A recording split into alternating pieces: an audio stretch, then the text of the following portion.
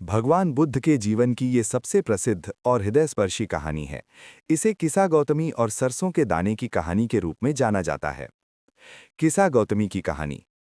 बुद्ध के समय में किसा गौतमी नाम की एक महिला थी। वो अपने इकलौते पुत्र से बहुत प्रेम करती थी, लेकिन एक दिन अचानक उसके पुत्र की मृत्यु हो गई। अपने बच्चे को खोने के दुख में वो इतनी व्याकुल हो गई कि उसे विश्वास ही नहीं हो रहा था कि उसका बच्चा अब इस दुनिया में नहीं है। वो अपने मृत बच्चे को छाती से लगाकर गली गली घूमने लगी और लोगों से दवा मांगने लगी कि कोई उसके लाल को ठीक कर दे। लोग उसे देखकर दुखी होते और कहते, बेचारी पागल हो गई है, बच्चा मर चुका है। अंत में एक बुद्धिमान व्यक्ति ने उससे कहा, बहन, मैं तो तुम्हारे बच्चे को ठीक नहीं कर सकता, लेकिन तुम भगवान बुद्ध के पास जाओ, वो तुम्हारी मदद जरूर करेंगे। गौतमी तुरंत बुद्ध के पास पहुंची और उनके चरणों में गिरकर रोने लगी, प्रभु, मेरे बच्चे को जीवित कर दीजिए। बुद्ध ने उसकी करुणा को देखा और बड़े शांत भाव से कहा, मैं तुम्हारे पुत्र को जीवित कर सकता हूं, लेकिन तुम्हें एक काम करना होगा। गौतमी ने उत्सुकता से पूछा, बताइए प्रभु, मैं क्या करूं? बुद्ध ने कहा, तुम नगर में जाओ और किसी ऐसे घर से एक मुट्ठी सरसों के दाने मांग लाओ जिस घर में आज तक कभी किसी की मृत्यु न हुई हो। गौतमी बहुत खुश हुई और वो सरसों के दाने लेने दौड़ी। वो पहले घर गई और पूछा, क्या आपके पास सरसों के दाने हैं? लोगों ने कहा, हाँ बहुत हैं। लेकिन जैसे ही उसने बुद्ध की शर्त दोहराई कि क्या आपके घर में कभी किसी की मृत्यु हुई है, तो उस घर के लोगों ने उदास होकर कहा, अरे बहन, हमारे घर में तो बहुतों की मृत्यु हुई है, जीवित तो थोड़े ही बचे हैं। वो दूसरे घर गई, तीसरे घर गई, वो पूरे नगर में घूमी। हर घर में उसे सरसों के दाने तो मिल जाते, लेकिन ऐसा कोई घर नहीं मिलता जहां किसी न किसी की मृत्यु न हुई हो। किसी ने पिता को खोया था, किसी ने माता को, किसी ने भाई को, तो किसी ने अपनी संतान को। शाम होते होते किसा गौतमी थक कर बैठ गई। उसे ये सत्य समझ आ गया कि मृत्यु एक अटल सत्य है। जो इस संसार में आया है, उसे एक दिन जाना ही होगा। उसका दुख केवल उसका नहीं, बल्कि पूरे संसार का दुख है। वो वापस बुद्ध के पास आई। बुद्ध ने पूछा, क्या तुम्हें सरसों के दाने मिले? गौतमी ने उनके चरणों में सिर झुकाकर कहा, नहीं प्रभु, मुझे सत्य मिल गया है। इस कहानी की शिक्षा। महात्मा बुद्ध ने सिखाया कि संसार में सब कुछ अनित्य है, यानी कुछ भी स्थायी नहीं है। हम जिस दुख को केवल अपना समझते हैं, वो सार्वभौमिक है। जब हम इस सत्य को स्वीकार कर लेते हैं, तभी हमें मानसिक शांति प्राप्त होती है। क्या आप ऐसी ही कोई और प्रेरणादायक कहानी सुनना चाहेंगे? भगवान बुद्ध के उपदेशों और उनके जीवन दर्शन पर आधारित 1 घंटे का प्रवचन तैयार करना एक आध्यात्मिक यात्रा की तरह है।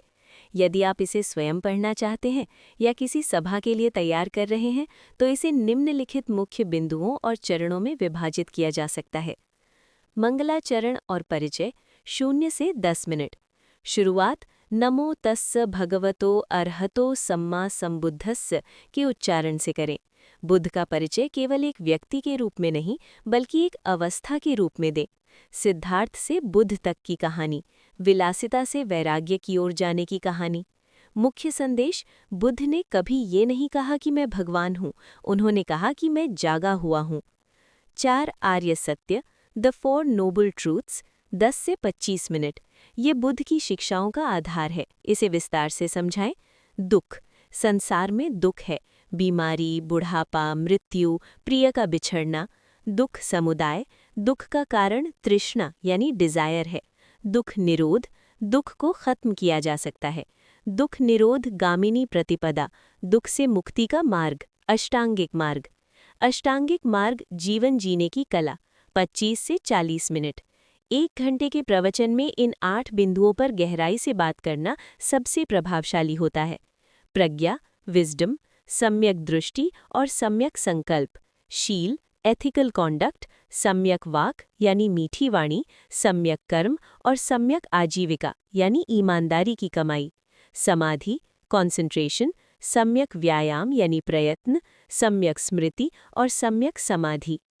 क्रोध को पाले रखना गर्म कोयले को किसी और पर फेंकने की नीयत से पकड़े रहने के समान है, जलते आप ही हैं। महात्मा बुद्ध। करुणा, अहिंसा और मध्यम मार्ग, 40 से 50 मिनट।